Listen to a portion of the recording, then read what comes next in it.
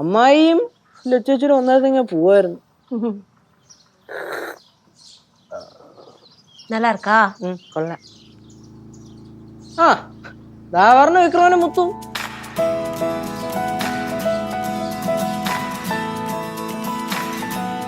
വരണം.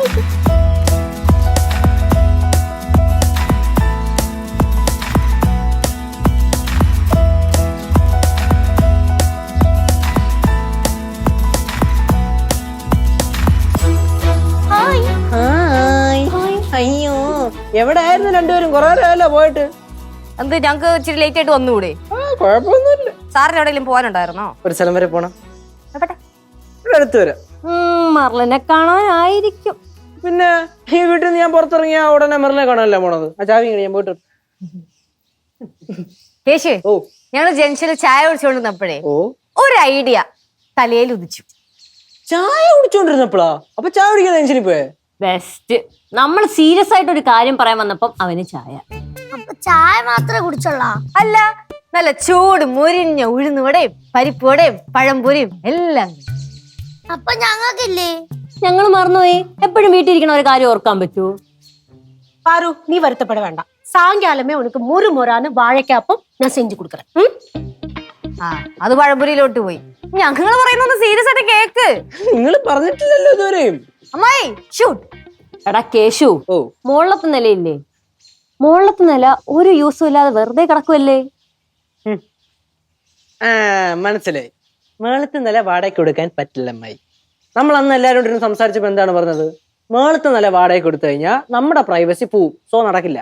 டே கேசு, நீ சொன்னது கரெக்ட் தான். ஆனாலும் அந்த போர்ஷன் வாடகைக்கு கொடுத்துனா குறைஞ்சது 20,000 ரூபாயாவது கிடைக்கும். കേശ്, വാട്ട് യു സേ? വാടകയ്ക്ക് കൊടുക്കൽ നടക്കില്ല. എടാ വാടകയ്ക്ക് കൊടുക്കണ്ടടാ. നമുക്ക് ഹോം സ്റ്റേ സെറ്റപ്പിൽ സെറ്റ് ചെയ്താലോ? Home stay? എടാ അതാവുമ്പം അവർ 2 ദിവസം നിന്നിട്ട് അങ്ങ് പൊക്കോളും. മറ്റേതാണെങ്കിലല്ലേ 11 മാസത്തെ എഗ്രിമെന്റ് വേണം. അത് വന്നു കഴിഞ്ഞാൽ വല്ല വള്ളി കേസാണെങ്കിൽ നമുക്ക് ഇറക്കി വിടാനും പറ്റൂല. ഇതാകുമ്പോ സേഫ് അല്ലേ? അതെ, നിങ്ങൾ ഈ പറയുന്ന കാര്യങ്ങളൊക്കെ അടുക്കളയിൽ ചെന്ന് നിന്നാലും പറയാൻ പറ്റും. അമ്മ അങ്ങനെയാണെങ്കിൽ അമ്മ അടുക്കളയിലോട്ട് പോ. നമുക്ക് ഇവിടെ സംസാരിക്കാറുണ്ട്. യേശു, നീ പറയടാ. അല്ല, സംഭവമൊക്കെ കൊള്ളാം. നല്ല ഐഡിയ ആണ് ഹോം സ്റ്റേ. പക്ഷേ ഈയിടെ ആയിട്ട് ഹോം സ്റ്റേയിലാണ് ഏറ്റവും കൂടുതൽ വള്ളി പറഞ്ഞത്. എടാ അത് ഈ ബാച്ചിലേഴ്സിന് കൊടുക്കുമ്പോഴല്ലേ പ്രശ്നം. നമുക്ക് അത് വേണ്ട. നമ്മള് ഫാമിലിക്കും കപ്പിൾസിനും മാത്രമേ കൊടുക്കുള്ളൂ.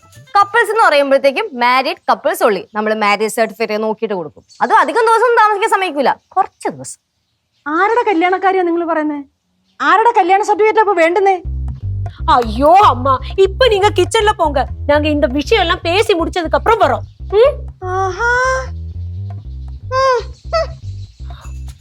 நீங்க சொல்லுங்க. പറയടാ. അല്ല, അത് സംഭവം നല്ലൊരു ഐഡിയ ആണ്. ഇത്രയും സേഫ്റ്റി മെഷേഴ്സ് ഒക്കെ നമ്മൾ നോക്കുന്നുണ്ടെങ്കിൽ പിന്നെ വിഷയമില്ല അല്ലേ? വിഷയമില്ല. അതല്ലേ? അങ്ങനാണെങ്കിൽ ഡെയിലി ഒരു 2,000 രൂപ വെച്ചാലും മേടിക്കണം. അതിനുള്ളതൊക്കെ ഉണ്ട് അല്ലേ?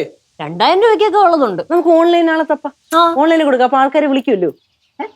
എല്ലാ ഫെസിലിറ്റീസും കൂടെ ഉണ്ടല്ലോ. അപ്പൊ ഇനി ഒന്നും നോക്കാനില്ല. Set set.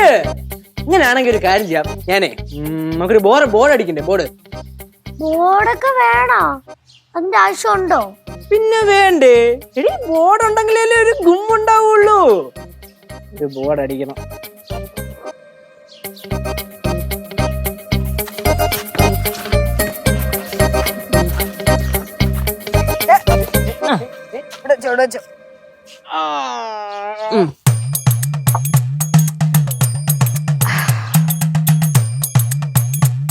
ആഹാ